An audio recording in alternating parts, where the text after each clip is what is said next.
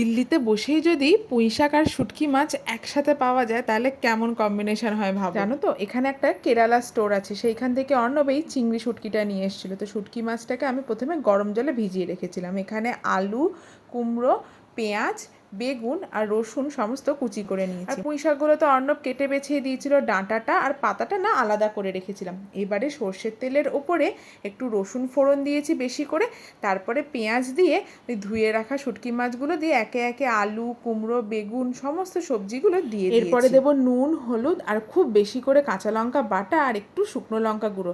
শুটকি মাছ না একটু ঝাল ঝাল খেতে হলে বেশি ভালো। একটু জল দিয়ে মশলা আর সবজিটা কষে এলে পরে প্রথমে দিয়ে দেবো পুঁই শাকের ডাঁটাগুলো, কারণ ডাঁটাটা সিদ্ধ হতে একটু টাইম লাগে। তারপরে আমি দেবো পুঁই শাকের পাতাগুলো। এরপরে আর কোনো সেরমভাবে কাজ নেই, শুধুমাত্র জল বেরোলে খুব ভালো করে কষিয়ে জলটা টানিয়ে নিলে রেডি হয়ে যাবে শুটকি মাছ দিয়ে পুঁই শাক। আর গরম ভাতে না এটা খেতে জাস্ট জমে যাবে।